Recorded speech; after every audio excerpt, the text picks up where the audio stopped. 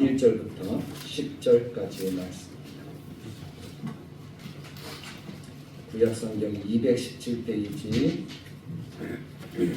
민수기 14장 1절부터 10절 우리 다 같이 한 목소리로 읽도록 하겠습니다. 온 회중이 소리를 높여 부르짖으며 백성이 밤새도록 통곡하였다. 이스라엘 자손이 다 모세와 아론을 원망하며 온 회중이 우리가 애굽 땅에서 죽었거나 이 땅에서 죽었으면 좋았을 것을 어찌하여 우리를 땅으로 인도하여 칼에 쓰러지게 하려 하는가. 우리 처자가 사로잡히리니 애굽으로 돌아가는 것이 낫지 아니하여 이에 서로 말하되 우리가 한 지휘관을 세우고 애굽으로 돌아가자 하며 모세와 아론이 이스라엘 자손의 온 회중 앞에서 엎드린지라. 그 땅을 정탐한 자 중 눈의 아들 여호수아와 여분의 아들 갈렙이 자기들의 옷을 찢고 이스라엘 자손의 온 회중에게 말하여 이르되 우리가 두루 다니며 정탐한 땅은 심히 아름다운 땅이라. 여호와께서 우리를 기뻐하시면 우리를 그 땅으로 인도하여 들이시고 그 땅을 우리에게 주시리라. 이는 과연 젖과 꿀이 흐르는 땅이니라. 다만 여호와를 거역하지는 말라. 또 그 땅 백성을 두려워하지 말라. 그들은 우리의 먹이라. 그들의 보호자는 그들을 떠났고 여호와는 우리와 함께 하시느니라. 그들을 두려워하지 말라. 온 회중이 그들을 돌로 치려 하는데 그때에 여호와의 영광이 회막에서 이스라엘 모든 자손에게 나타나시니라. 아멘. 오늘 우리가 읽은 이 말씀을 가지고 바라봄의 법칙이라는 제목으로 함께 은혜를 나누기를 원합니다. 한번 따라해 봅시다. 바라봄의 법칙. 바라봄의 법칙. 바라봄의 법칙이 뭘까요? 그래서 우리가 한번 생각하면서 하나님의 은혜를 받고 우리가 2025년 주시는 첫 번째 말씀으로 받아서 하나님이 기뻐하시는 거룩한 열매를 맺어가는 우리 성도님들이 다 되시기를 간절하게 축복합니다. 우리는 2024년을 보내고 있습니다. 참 파란만장한 것이 2024년의 모습이에요. 이 마지막 이 한 달은 우리 기억 속에 지워지지 않을 거예요. 그만큼 충격적인 일들이 많았던 시간들이었던 것 같습니다. 아직도 결론이 나지 않아서 우리를 참 많이 힘들게 하는 그런 사건들도 있고 마음 아프게 하는 그런 사건들도 있었던 것 같아요. 저는 그렇게 생각해봐요. 이런 일들이 왜 일어났을까? 혹시 우리가 너무 안일한 것은 아니었을까? 하나님을 믿는다라는 그것 하나만을 가지고 너무 안일하게 신앙생활을 하고 있었던 것은 아니었을까? 그러면서 생각되는 것이 나는 나라를 위해서 얼마나 많이 기도했을까? 위정자들을 위해서 얼마나 많이 기도했을까? 그런 생각이 드는 거예요. 내 바운드리 안에 갇혀서 교회를 위해서, 성도들을 위해서, 또 가정을 위해서 이렇게 기도는 많이 했는데 정작 중요한 나라와 또 이 땅을 위해서, 복음화를 위해서 그 열심히 기도하지 못했다는 그런 마음이 들 때에 얼마나 회개가 되는지, 특히 2024년을 보내는 그 마음에 그런 마음들이 더 드는 것이 사실입니다. 그러면서 한편으로는 그래도 이 모든 것들이 또 지나가니까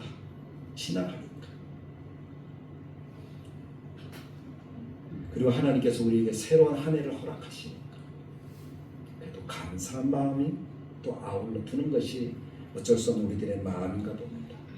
그래서 저는 2024년을 보내고 그렇게 보내고 새롭게 2025년 새해를 바라봅니다.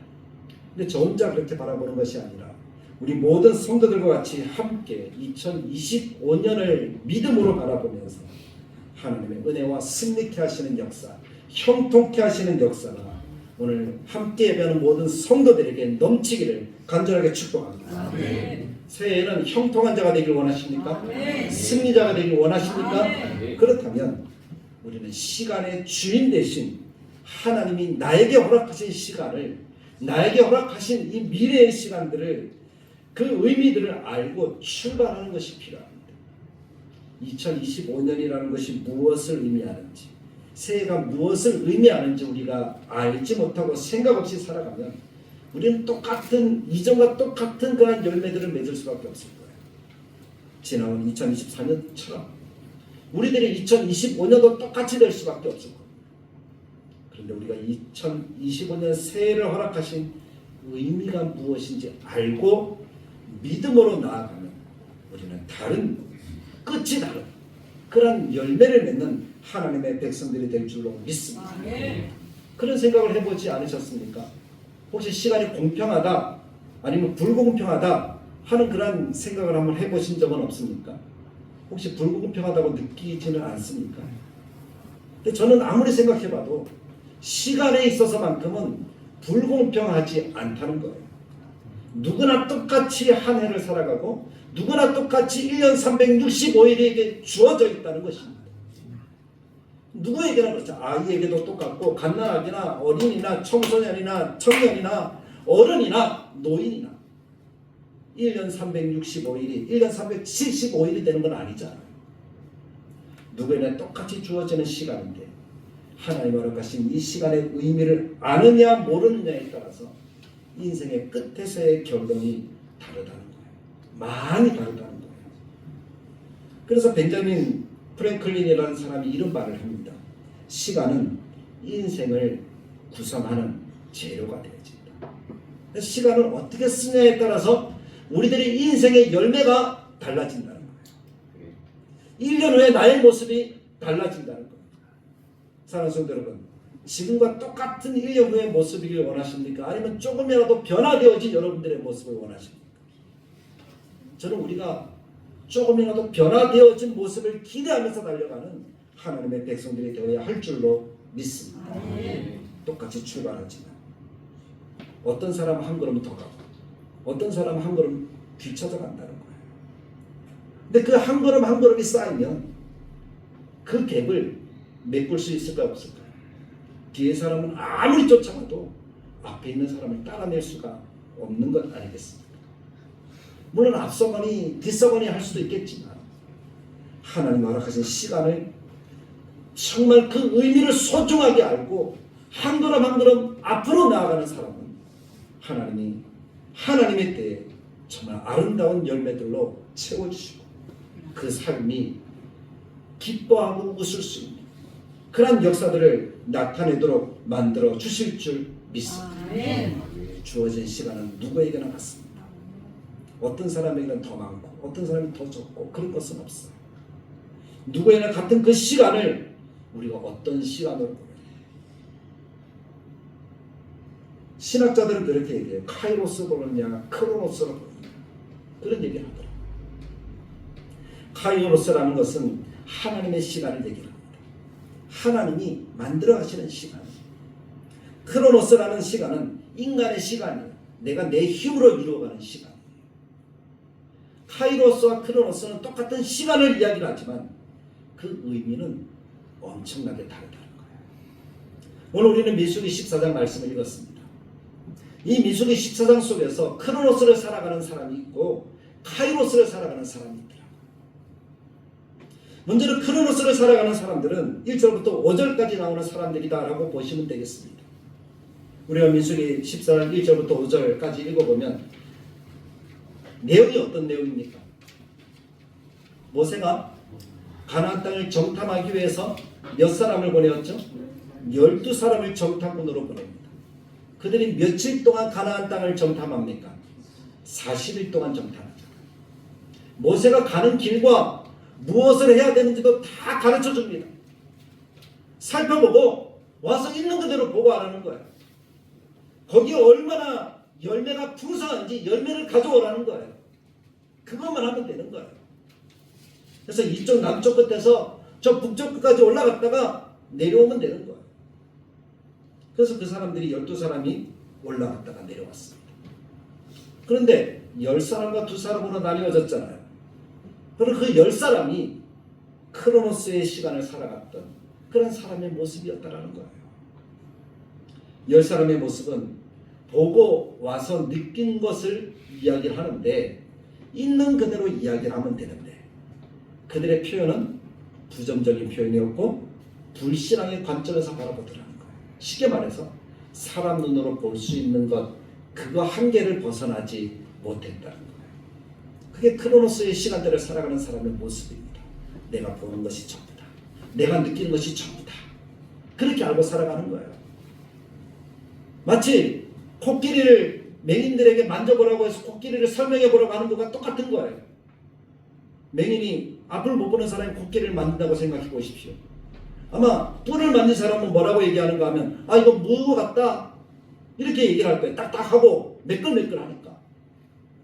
머리를 만져본 사람은 아 이거 돌멩이 같다. 코끼리 머리는 엄청 딱딱하거든요.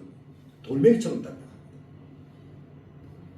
코를 만진 사람은 뭐라 그럴까요? 뭐 이거 꾸불꾸불한 것이 뭐 이상하게 생겼다 이렇게 얘기를 할 거 아니에요. 꼬리를 만진 사람은요.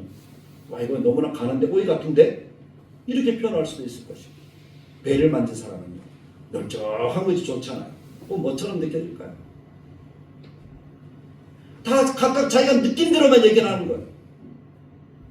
다 맞는 얘기긴 하지만 이것이 코끼리를 표현한 것입니까? 표현하지 제대로 이야기한 것입니까? 제대로 이야기하지 못한 것입니까?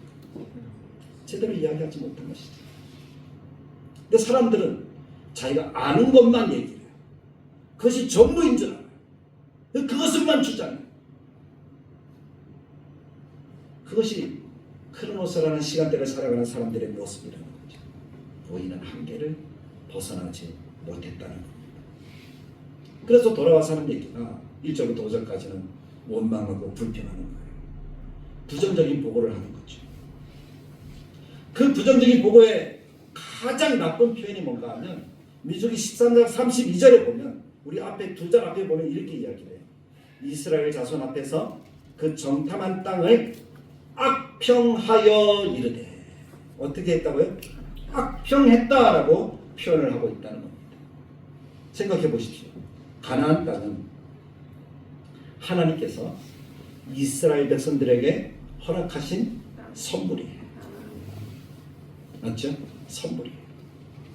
여러분들에게 선물을 주었어요. 근데 여러분들의 선물을 받고 악평하는 거예요. 이게 뭐 선물이야.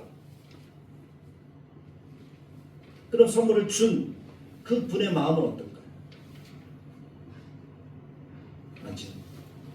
지금 이스라엘 백성들이 그 일을 하고 있는 거예요. 10사람이 악평하여서 좋지 못하다. 이 땅은 좋지 못하다. 사람이 살만한 땅이 아니죠. 거기에는 거인 안악 자손이 있고 그 사람들 앞에 우리는 메뚜기와 같아요. 환경을 바라보니까 그 환경에 압도되어진 인생들은 스스로 작게 여기는 거예요. 패배주의에 빠지는 거지. 그래서 나는 저 땅에 들어가서 살 수 있다 없다? 살 수 없다라고 지레 겁을 먹었다는 겁니다. 왜 그렇죠?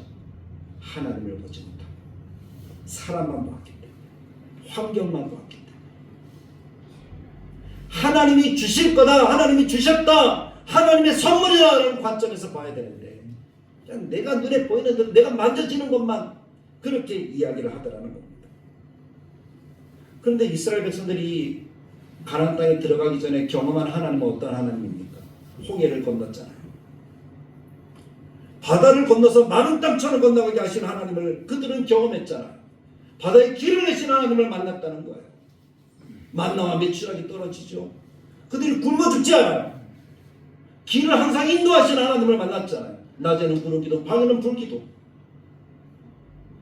낮에 구름 기둥을 주시는 것은 그들에게 그늘지게 하는 거예요. 뜨거운 태양을 막아주는 거예요. 밤에 불 기둥은 추위를 막아주는 거죠. 사막의 기온차는 한 40도 정도 차이가 난다고 합니다. 낮에는 50도를 육박하고 밤에는 10도 이하로 떨어진다. 그러면은 더워서 못 살고 추워서 못 사는 것이 사막이에요. 근데 불기둥이 있으면 겨울에 밤에 따뜻하죠. 구름기둥이 있으면 낮에 시원하죠. 그늘만 있어도 10도 정도 차이가 난대요. 사막이. 그럼 살아가기 참 좋대요. 습도가 없으니까 덥지 않아서. 그런 하나님을 이스라엘 백성들은 체험했어요. 그리고 지금 가나안 땅 앞에 서 있는 거예요. 그 하나님을 만난 사람이 하나님의 신실하신 능력에 대한 신앙을 갖게 된 것이 당연함에도 불구하고 이스라엘 백성들의 지금 1절부터 5절까지 나와 있는 모습은 그 하나님이 온데간데 없는 거예요. 그 하나님을 보지 않고 그 하나님을 바라보지 않고 환경만 봤다는 거죠. 내 생각 속에 빠졌다. 내 생각에 늪에 빠져서 신앙의 눈으로 봐야 하는 순간에 물질적인 관점, 그 제한된 시간의 관점에서 환경만을 바라보면서 원망하고 불평하는 거예요. 세상에서 가장 전염성이 빠른 것이 뭔지 압니까? 원망병이라고 합니다. 불평병이라고 합니다. 누가 한번 원망하기 시작하면 그 원망은요, 정말 모든 사람 순식간에 전염되는 것이 원망이라는 거예요. 사랑하는 성도 여러분, 우리가 2024년을 어떻게 원망하면서 보냈는지 모르겠지만 2025년도에는 그 원망을 그치는 하나님의 백성들이 되길 간절하게 축복합니다. 원망은 전염되어져요. 처음에 원망은 10명이 했잖아요. 우리 메뚜기 같아. 우리는 가면 죽을 거야. 저 땅은 우리가 갈 만한 땅은 아니야. 근데 이렇게 했던 원망과 불평이 백성들에게 전파되어지니까 1절에 어떻게 기록됩니까? 온 회중이라고 얘기를 해요. 온 회중이 소리를 높여 부르짖으며 백성이 밤새도록 통곡해야 돼요. 좋아서 우는 거면 괜찮은데 싫어서 우는 거예요. 싫어서 우는 거예요. 3절에 보면 어찌하여 여호와가 우리를 그 땅으로 인도하여 칼에 쓰러지게 하려 하는가. 하나님이 자기들을 죽이려고 한다고 말하는 거예요. 아니 홍해를 갈라서 구원해 주신 하나님이 왜 갑자기 가나안 땅에서 죽이려고 하시겠습니까? 말도 안 되는 원망과 불평과 원망이라는 것은요, 나중에 보니까 말도 안 되는 이야기를 막 하더라고요. 그게 원망과 불평의 특징입니다. 10명의 정탐꾼들의 보고를 듣고 온 백성이 아우성칩니다. 밤새도록 통곡합니다. 그리고 모세까지 원망합니다. 책임 전가하는 거예요. 모세는 때문에. 왜 우리를 가만히 있는 애굽에 있는 우리를 네가 괜히 들어와가지고 우리를 끌어내느냐. 왜 우리를 이 가나안 땅 살지 못하는 곳에 데려가려 하느냐. 우리가 이제 애굽으로 가는 것이 좋겠다. 그 얘기까지 나오는 거예요. 하나님의 구원을 완전하게 어떻게 하는 거예요? 짓밟아버리는 거예요. 그것이 이스라엘 백성들의 모습이잖아요. 무엇부터 시작되는 거죠? 하나님을 바라보는 것이 아니라 세상을 바라보는, 내 지식의 한계를 가지고 이야기하는, 거기서부터 시작이 되어졌고, 그것이 원망과 불평으로 이어지니까 그것이 결국에는 하나님마저도 모르겠더라고. 두 사람이 죽어서 하늘나라에 갔습니다. 한 사람은 부지런하고 감사를 잘하는 사람이었고, 한 사람은 게으를 뿐만 아니라 늘 불평뿐만이 많은 사람이었습니다. 하나님은 세상살이가 어떠냐고 물어보았더니, 부지런한 사람은 힘들지만 그래도 모든 것이 하나님의 은혜였다고 감사를 드리는 거예요. 그런데 불평하기를 좋아하는 사람은 세상은 너무 불공평하고 살기가 너무나 싫어서 한순간도 행복한 순간이 없었노라. 살던 집도 빚어갖고 돈도 마음껏 써보지도 못했고, 자식들은 왜 이렇게 속만 썩이고, 건강도 안 좋고, 남편도 마음에 안 들고, 하늘일마다 되는 일이 없었다고 처음부터 끝까지 불평만 쏟아내는 것이었어요. 하나님이 다 듣고 나서 잠시 후에 두 사람이 거처할 집을 선물로 보여주었어요. 천국은 천국이잖아요. 눈이 다 휘둥그레진 거예요. 하나님이 이렇게 좋은 집을 주시다니 입을 다물지 못할 정도로 그 아름다운 신천 신지를 보고 너무나 감격스러웠어요. 부지런한 사람은 역시나 천국에서도 부지런한 거예요. 열심히 일을 합니다. 소매를 굽고 감탄해하면서 일을 열심히 하는 거예요. 땅을 일구고 집을 똑똑똑거리면서 만들어가고 정원을 만들었어요. 자기가 원하는 것들을 다 이루어내는 것이었습니다. 누가 보더라도 아름답게 만들어가는 거예요. 근데 불평이 많은 사람은 똑같은 환경인데도 불구하고 집도 없고 차도 없다고, 하나님 천국이 이런 것이었어요? 그렇게 원망하기 시작하는 거예요. 아니 의리한 집이 다 지어진 줄 알았는데, 차도 딱 있을 줄 알았는데 하늘나라가 왜 이러냐. 그렇게 계속 투덜거려도 하나님이 들으시지 않으시니까 어쩔 수 없이 이제 먹을 것을 장만하기 위해서 땅을 조금 가기 시작합니다. 집도 살아야 되니까 집도 지었어요. 처음에 깨끗했는데 이 게으른 사람은 어떻게 하죠? 얼마 지나지 않아서 쓰레기 오물더미로 변하는 거예요. 치우지도 않고, 지붕은 비가 줄줄 새고, 벽은 금이 가고, 집은 찌그러지고. 그랬더니 원망과 불평은 그 날이 갈수록 심해졌고, 차라리 세상이 더 좋았다고 한탄만 거듭하는 거예요. 세상에서는 빌릴 수도 있는데 여기 빌리지도 못하고. 그렇게 얼마의 시간이 흘렀을까? 하나님이 두 사람에게 다시 오셨습니다. 그 두 사람을 바라봅니다. 그리고 말씀하시는 거예요. 나는 너희 두 사람에게 똑같은 조건을 주었다. 하지만 그 똑같은 조건으로 한 사람은 더 아름다운 천국을 만들어내었고, 한 사람은 그 조건을 갖고서도 지옥보다 더 못한 지옥을 만들어내었구나. 그러자 불만이 가득한 사람이 하나님께 따져 물었습니다. 천국은 아무 일도 안 하고 편히 먹고 쉬는 곳이지 이렇게 힘들게 일하는 곳이 아니지 않느냐고 말하는 거예요.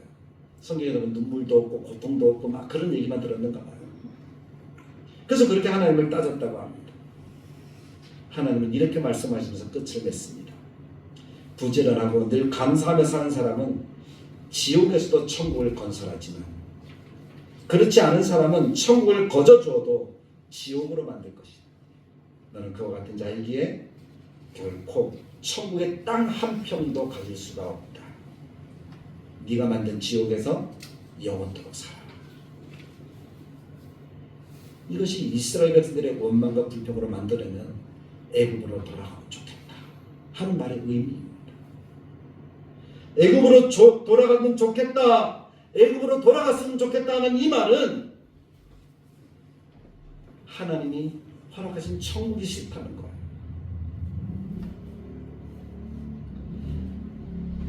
사랑하는 성도 여러분, 그렇게 원망하고 불평하던 사람들은 그들이 말한 대로 광야에서 고생만 하다가 다 죽었습니다. 말한 대로. 애굽으로 돌아가면 좋겠다 하는 이 말의 의미는 예수 안 믿을 때가 더 좋았다는 거예요. 구원받지 않았을 때가 더 좋았다는 거예요. 천 다니고 뭐고 다 귀찮고 교회도 그만 다니고 싶다는 거예요. 그 말의 의미가 애굽으로 돌아가자라는 것입니다. 쉽게 말해서 죄의 종로로 타던 때가 좋았다. 그 말을 들으면 하나님이 얼마나 진노하실까, 얼마나 마음 아플까. 하나님은 귀로만 들으시는 것이 아니라 평상시 우리의 말, 원망과 불평의 말을 다 들으시는 분이라는 사실을 기억하십시오. 이스라엘 백성들이 이 사건 이후에 하나님이 뭐라고 진노하십니까? 너희 말이 내 귀에 들린 대로 내가 그대로 시행하겠다. 바울과 실라가 있었지 않습니까? 복음을 전도하는 바울과 실라가 얼마나 대단한 사람입니까? 에베소 교회에서 교회를 세우고 이렇게 전도하는데 점치는 귀신 들린 여종이 어떻게 하는 거예요? 쫓아다니면서 이 사람들은 하나님의 말씀을 전하는 사람이다 라고 소리치면서 다니는 거예요. 그 말이 맞긴 맞죠. 근데 그 말을 복음을 전하려는데 그렇게 소리치고 있으면 복음을 전할 수 있어요, 없어요? 없잖아. 그래서 바울이 어떻게 합니까? 귀신을 쫓아내버렸어요. 그랬더니 여종의 주인들이 어떻게 하는 거죠? 바울과 실라를 고발해서 매질을 하고 감옥에 가두었어요. 그랬더니 바울과 실라가 그 빌립보 감옥에서 어떻게 합니까? 뭐 했다 그랬어요? 감사하며 찬송하며 기도하였다라고 이렇게 표현을 하고 있지 않습니까? 그랬더니 쇠고랑이 풀리고 착고가 풀리고 옥문이 활짝 열렸어요. 그래서 뭐 간수가 아이고 큰일 났다, 내가 지키던 죄수들이 다 도망갔다, 그리고 자결하려고 하는데 바울이 어떻게 하는 거예요? 잠깐만 하면서 어떻게 하죠? 아무도 안 도망갔다. 아무도 안 도망갔다. 간수가, 그리고 그 가정이 구원을 얻는 역사가 나타납니다. 근데 생각해보세요. 복음을 전하다가 감옥에 들어갔어요. 바울의 입장에서, 신라 입장에서 억울하죠. 그러면 그 억울한 감정이 무엇으로 나와야지 정상이에요? 원망 불평. 아니 하나님 나 복음 전한다고 저는 이게 뭡니까? 이게 뭡니까? 열심히 산다고 사는데 나는 왜 이 모양입니까? 그런 불평이 나올만 하잖아요. 근데 바울은 어떻게 하고 있어요? 찬양하고 기도하고 있다. 찬양하고 기도. 원망과 불평이 아니라 오히려 찬양과 기도를 하니 하나님의 큰 기적과 구원의 역사가 나타나도록 인도하여 주시는 것입니다. 원망과 불평은 축복을 가로막고 축복을 도망가게 하고 마귀를 끌어들이는 통로가 되었습니다. 감사와 찬송은 하나님께로부터 오는 것이지만 원망과 불평은 마귀로부터 오는 것입니다. 우리가 그것을 잊지 않기를 바랍니다. 사탄은 성도들로 하여금 그 입에서 원망이 나오기 시작하면 아주 좋아합니다. 박수치고 좋아합니다. 춤을 춥니다. 그 속에 들어가 살 수 있으니까. 아무리 돈이 좋고 좋은 집에 살고 좋은 의복이 있고 좋은 음식을 먹으며 살더라도 원망과 불평하는 사람은 아무 유익이 없습니다. 행복이 없습니다. 원망과 불평 속에는 그 행복이라는 단어를 찾을 수가 없거든요. 불평, 원망하는 사람은 가정을 불행하게 만듭니다. 주변의 사람들을 아프게 만듭니다. 사회도 어지럽힙니다. 자신도 불치의 병이 걸립니다. 신경쇠약이나 노이로제나 위장병, 불면증 등의 원인 가운데 대표적인 것이 우리는 스트레스 이렇게 얘기를 하잖아요. 스트레스보다 더 해악을 끼치는 것이 원망과 불평이라고 합니다. 그것이 습관이 된 사람은 그 질병을 늘 달고 사는 거예요. 결국 건강한 생활을 할 수 없는 것이겠죠. 불평은 또 다른 불평을 낳고 원망은 더 큰 원망을 낳습니다. 불평이란 상품은 아무리 광고를 잘해도 사가고 싶은 사람은 한 사람도 없습니다. 한 100억 주면 불평 사가시겠습니까? 모르겠어요. 100억이 크니까 사갈 수 있습니까? 근데 저는 100억 가지고 불평 사가고 싶진 않아요. 100억 준다. 건강하고 흡족하고 만족한 삶을 살기를 원한다면 우리는 불평이 아니라 감사하는 삶을 살아가는 하나님의 자녀가 되면 되는 것입니다. 왜냐하면 우리의 목적지는 사막에서 죽는 것이 아닙니다. 광야에서 죽는 것이 아니거든요. 우리의 목적지는 하나님 허락하신 가나안 땅 천국이라는 말입니다. 고린도전서 10장 7절에 사람이 감당할 시험 밖에는 너희에게 당한 것이 없나 오직 하나님을 믿으시고 이루사 너희가 감당치 못할 시험을 허락하지 아니하시고 만약에 시험 당할 즈음에는 피할 길을 내신다. 그리고 능히 감당하게 하신다. 그래서 빌립보서에서는 아무것도 염려하지 말고 오직 너희 구할 것을 감사함으로 하나님께 아뢰라. 그리하면 하나님이 풍성히 주시리라. 원망 불평 대신에 기도에 힘쓰는 우리 다들에게 모든 교우들이 되시길 간절하게 축복합니다. 그것이 하나님을 바라보는 길이에요. 하나님을 바라보는 길이 있는데 그것을 버리고 원망 불평 속에 살아간다. 그것만큼 안타까운 인생이 없잖아요. 근데 오늘 이스라엘 백성들의 모습이 그랬다는 거예요. 그 염려가 이스라엘의 멸망까지 간다는 거예요. 왕정시대를 지내고 포로가 되어지고 멸망하게 되어지는 그때까지 가는 거예요. 원망과 불평은 책임을 전가하고 책임을 전가한 것은 공동체를 파괴하고 공동체 파괴는 하나님을 원망하게 만듭니다. 그래서 결국 하나님의 진노하심에 빠지는 어리석은 인생이 되고 마는 것이죠. 혹시 우리 2024년이 그런 삶의 모습이 있었습니까? 그렇다면 우리는 회개하고 이제 2025년 새해를 맞이하는 마음에는 원망과 불평을 쏙 빼서 저 멀리 던져버리는 우리 모든 지혜로운 사람들이 되길 간절하게 축복합니다. 원망, 그런 노래도 있잖아요. 원망과 불평 어떻게 하라고요? 저 멀리 던져버리고. 근데 하나님을 바라보는 카이로스의 시간을 살아가는 사람들은 달랐습니다. 6절부터 10절까지의 말씀이 그 말씀입니다. 6절에 한번 보십시오. 같이 한번 읽어볼까요? 그 땅을 정탐한 자 중 눈의 아들 여호수아와 여분네의 아들 갈렙이 자기들의 옷을 찢고, 아멘. 누가 나오죠? 여호수아와 갈렙 두 사람이 나옵니다. 10명과 두 사람이었어요. 저는 이 사람이 카이로스, 하나님의 시간을 바라보고 하나님의 시간을 기대하고 그 속을 살아가는 믿음의 사람들의 모습이라고 저는 분명하게 믿습니다. 원망하고 불평하는 이스라엘 백성들과 통곡하는 이스라엘 백성들을 소리치는 거예요. 7절, 8절, 9절입니다.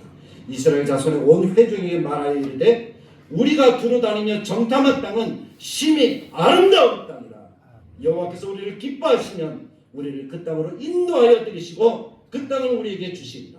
하는 과연 적과 꿀이 흐르는 땅이니라. 다만 여호와를 거역하지 말라. 그 땅 백성을 두려워하지 말라. 그들은 우리의 먹이다. 옛날 성경에 그들은 우리의 밥이다. 영어 성경에 그들은 우리의 빵이다. 이렇게 표현합니다. 그들의 보호자는 떠났고 우리의 보호자는 함께 하신다. 따라해봅시다. 나의 보호자는 나와 함께 하신다. 할렐루야. 나의 보호자는 나와 함께 하신다. 그것이 여호수아와 갈렙의 고백이잖아. 하나님이 함께 하심을 확신했습니다. 그 하나님의 함께 하심을 확신하는 것은 가나안 땅을 차지할 것을 확신하는 믿음의 고백이었다는 거예요. 두 사람의 확신은 고백으로 이어지는 거죠. 믿음의 선포예요. 그래서 우리가 2025년을 살아가는데 카이로스의 시간대를 살아가려면 하나님이 함께 하심을 믿고 믿음으로 선포하며 나가는 거예요. 하나님이 함께 하신다. 차지하게 하실 것이다. 내게 주셨다라고 믿음으로 선포하는 거예요. 저는 그래서 우리 다들교회 전성기가 이제부터 펼쳐질 것을 믿습니다. 하나님이 우리 다들교회 전성기를 이루어주시는 해가 2025년이 될 줄로 믿습니다. 그 믿음을 저 혼자만 외치는 것이 아니라 같이 외쳐야 되지 않겠습니까? 여호수아가 가려면 가나안 땅을 적과 꿀이 흐르는 땅, 차지해야만 하는 땅, 차지할 수밖에 없는 땅, 하나님이 약속으로 주신 땅. 그래서 하나님을 바라보아야 합니다. 그 땅을 주시고도 남을 하나님을 의지하고 신뢰해야 된다고 믿음으로 선언하는 거예요. 그것이 우리들에게 허락하신 하나님의 말씀입니다. 2024년 생각하면 2025년이 올 것 같지도 않아요. 우리나라 형편 보십시오. 환율은 막 올라가고, 맞죠? 우리가 할 수 있는 게 없어요. 행정부는 마비되고 정치가들은 자기들끼리만 서로 다투고, 조금 해결하려면 서로 양보해야 되는데 양보할 생각은 전혀 없고, 그 와중에 항공기는 터지고, 그 슬픔이 가슴속에, 대한민국 사람들의 가슴속에 지금 다 응어려져 있잖아요.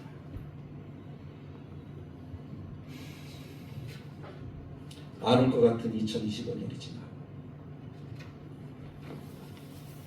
하나님께서 분명히 말씀하시기를 우리가 차지할 시간이다. 약속의 시간이다. 그렇게 하나님이 우리들에게 말씀하십니다. 그래서 우리는 그럼에도 불구하고 2025년 새해를 기대하고 소망하는 아름다운 주님의 자녀들이 되어야 할 줄로 믿습니다. 막막한 현실이지만 하나님을 바라보면 길이 생깁니다. 하나님을 바라보면 그 속에 하나님의 역사가 나타납니다. 기적이 나타납니다. 하나님이 그렇게 도우실 줄로 믿습니다. 그래서 2025년은 우리에게 주신 축복의 시간이다. 우리에게 주신 기적의 시간이다. 우리에게 주신 전성기의 시간이다. 그렇게 믿으시고 믿음으로 출발하는 우리 모두가 되시길 간절하게 축복합니다. 이스라엘 백성들처럼 크로노스에 갇혀서 그냥 현실만 바라보고 원망하고 불평하는 그런 것이 아니라 카이로스의 하나님의 시간을 보면서 믿음으로 달려가는 하나님의 자녀들이 되기를 간절하게 축복합니다. 하나님의 시간으로 봅시다. 하나님의 계획으로 봅시다. 하나님의 뜻으로 바라봅시다. 그래서 우리가 믿음으로 기도하는 합심기도문이나 또 우리가 마음속에 품은 여러분들이 낸 기도 제목들, 이것을 가지고 우리가 달려가는 거예요. 작년에 있던 기도 제목 그대로 있던 기도 제목이 있긴 있어요. 그럼에도 불구하고 다른 것은 뭡니까? 이제 우리가 믿음으로 바라보고 기도할 수 있다는 거죠. 그럼 하나님이 놀라운 역사로 이 기도의 제목들을 다 이루어지게 하실 줄 믿습니다. 우리에게 허락되어지는 면류관이 우리 위에 나중에 2025년 12월 31일이 되어지면 다 쓰게 될 줄로 믿습니다. 기대하십시오. 면류관 한번 써보십시오. 자, 손을 들어보시면 면류관 잡았습니까? 머리 한번 써보십시오. 아니, 그려집니까? 저 머리가 지금 우리해지는데. 여러분들이 지금 면류관을 여러분들이 기대하셔야 돼요. 신앙으로 바라본 그 시야만큼 우리는 땅을 차지할 것이고 하나님의 축복을 경험할 것이고 하나님의 시간 카이로스를 누리게 되어질 줄로 믿습니다. 열매 맺는 아름다운 자녀들이 되어지고 다들 우리는 전성기를 이루어서 이 조그만 공간에 가득 채워지는 역사가 나타나게 될 것이고 우리가 가야 될 곳, 있어야 될 자리를 분명히 알게 되어지는 역사들도 하나님이 우리에게 허락해 주실 줄 믿습니다. 그런 마음으로 새해를 맞이합시다. 막막하다고 그냥 앉아서 원망불평하고 어찌 될꼬 하면서 이렇게 있는 것이 아니라 기대하면서 다를 거야. 변화될 거야. 역사가 일어날 거야. 새 시대가 열릴 거야. 그 기대를 가지고 우리가 믿음으로 달려가는 우리 다들의 모든 교우들이 되셔서 2025년은 새롭게 시작되어지는 우리의 첫 출발점이 되어지도록 그렇게 만들어가는 모든 성도들이 되시기를 주님의 말씀을 따라 간절하게 축복합니다. 참 좋으신 하나님, 은혜를 감사합니다. 하나님의 말씀을 듣습니다. 바라보자라는 말씀입니다. 기대하자라는 말씀입니다. 2024년이 막막합니다. 돌아보면 원망하고 불평할 밖에 없습니다. 그러나 하나님께서는 우리에게 바울의 신앙을 요구하십니다. 기도와 감사로 하나님을 바라보는 것입니다. 여호수아와 갈렙처럼 믿음의 선포로 나아가는 것입니다. 하나님의 기적이 있습니다. 새롭게 하시는 능력이 있습니다. 면류관이 있습니다. 하나님의 역사가 나타날 것을 믿고 나아가고 선포하는 것이 오늘 우리들이 걸어가야 될 2025년의 첫걸음이 될 줄로 믿습니다. 그런 시간을 걸어가는 우리 다들에게 모든 교우들이 되게 하시고 마침내 면류관을 쓰고 하나님께 영광을 돌리는 우리 모든 심령들이 되게 하여 주옵소서. 예수님의 이름으로 기도드리옵나이다. 아멘. 이 시간에 우리 2025년 새 말씀을 받는 시간을 갖도록 하겠습니다.